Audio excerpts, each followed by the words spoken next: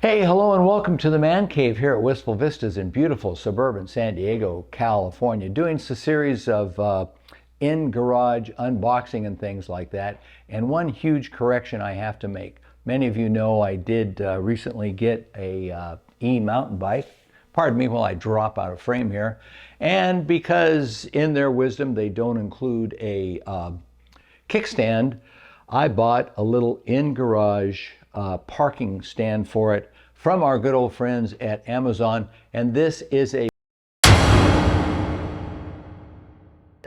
You didn't hear that correctly because I'm going to bleep it out, but it's really badly made. The screws that hold it together stick out into the garage floor. Oh, let's put it right here. It's a little tough for the camera to pick up. And what these do is allow this thing to slip across the floor.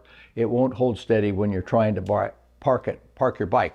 I did my little ersatz patch attempt. I put a little foam on it, held on with some tie wraps, and I was hoping that, is that going to focus? Yeah, I think it did. And I was hoping that that would allow me to save this, because I do try to be frugal in a lot of ways. Mrs. Cooper watches my budget, by the way. She watches it and then complains about it. But this is never going to be reliable. So after a long time trying to make this thing work out, this goes to the scrap bin. And I will say, good riddance. A lot of times, folks, don't buy stuff just because it's cheap. Oh, darn. I hope I broke it. Just because it's cheap doesn't mean it's good. All right, so we're going to get to assembling the next one, see if it's any better, and we'll check back with you in a while. Stand by.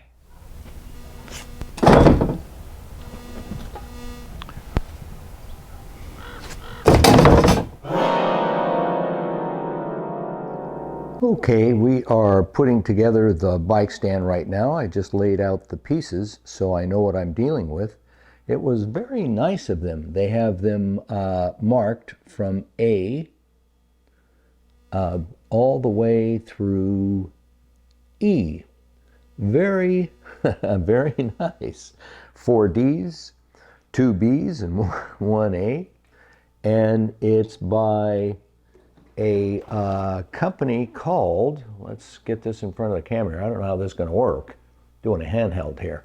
Radeasy Mighty Rack.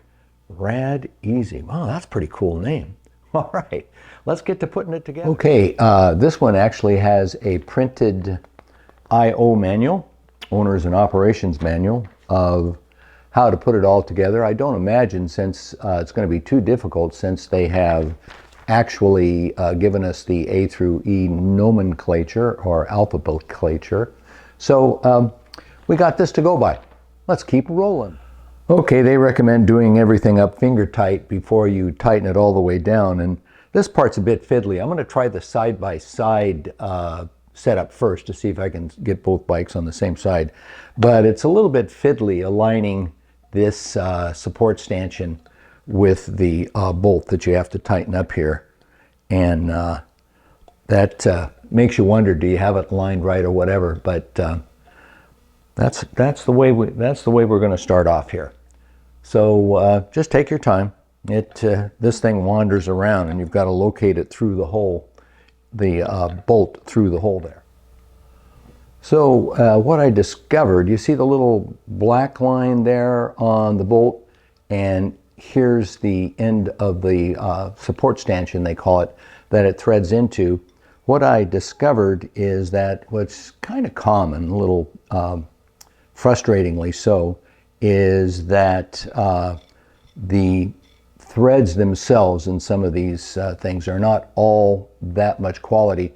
And also I think they've gotten some of the powder coat down inside there. So before you put it all together, I think what you have to do is run the bolts down through these threads and true them up and clean out what's left over, which I think is, anyway, there's a little black on, there it is. There's a little black on the end of the bolt there, and I think that's what it's doing, is taking off some of that powder coat that got in there during this manufacturing process. So I'm going to run the bolts in all these ends and true up the threads. As I run this in, just to make sure that that bolt will go in before I try assembling it, some of them are easier or start from the first easier than the others, but they all have a little bit of roughness to them. I guess it's probably depends on how they hang them in the powder coating rack, but you have to pay careful attention to the assembly picture, because the straight portion is the part that goes into the bottom stand piece.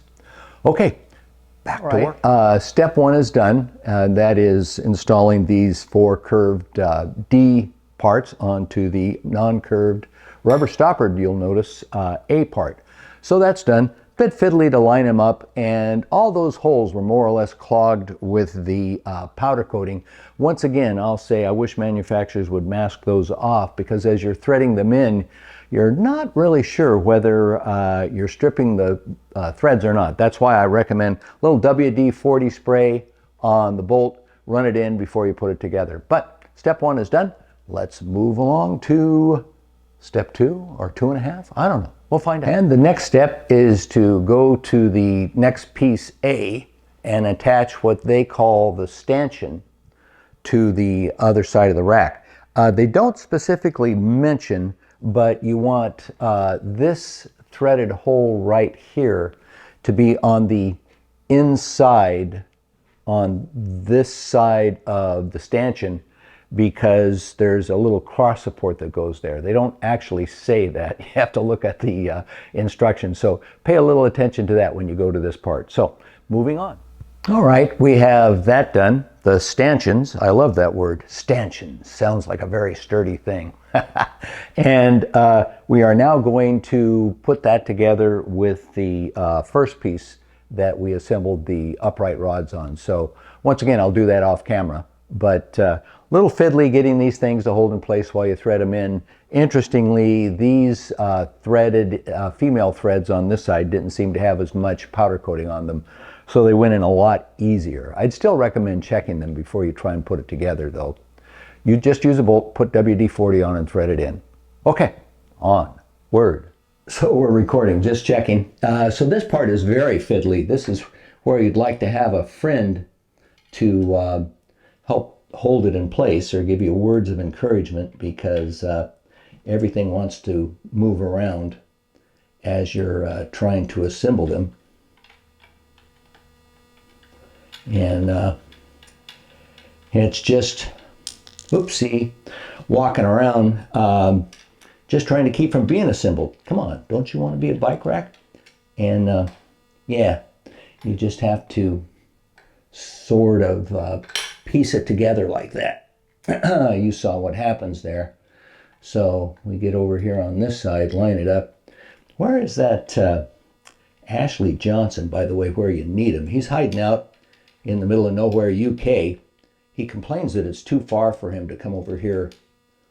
Not asking him to do it every day, just now and then to help me out. Okay, that's a start. I'll tighten it up off camera, but you can see how she's going together there. And we'll be back as soon as I put these a little tighter, not a whole lot, because we do want to have room for it to move around when we put the rest of the bits on it. Okay, here's another little gotcha in the assembly process. There's a base rod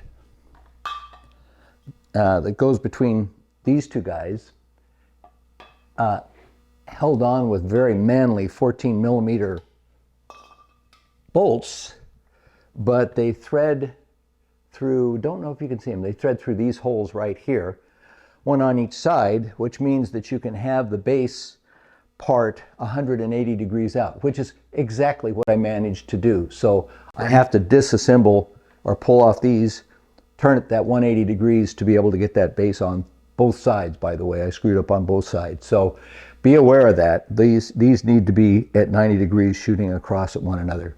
Ho hum. I'll get back to you. So let's get this into view here. This is the cross piece I was talking about, and there's sets of holes on either of these two sides here, and those have to be aligned correctly to get this cross piece in. And of course you can assemble them 180 degrees backward.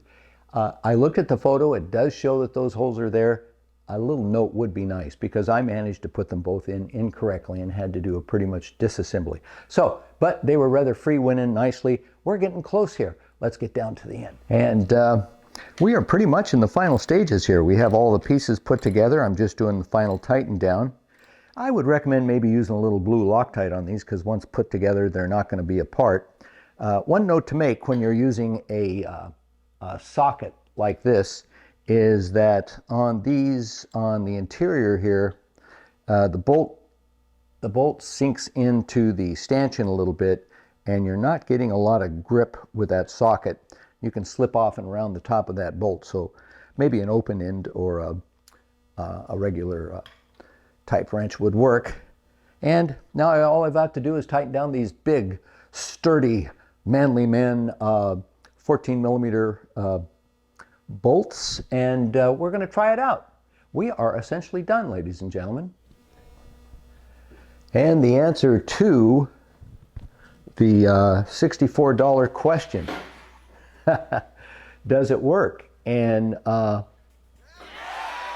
hallelujah, it does. Those little rubber feet on the bottom hold it in place so that as you scoot the bike in, the stand doesn't try to roll away. So let's give them a thumbs up. Not totally enthusiastically, because the thing does warp a little bit as you assemble it, but it's very steady and it won't rock around. So nice job to the Radeasy folks. A little more work on how to steady it all out would be good, but first garage project done. I hope maybe this helps some people out there. Talk to you later.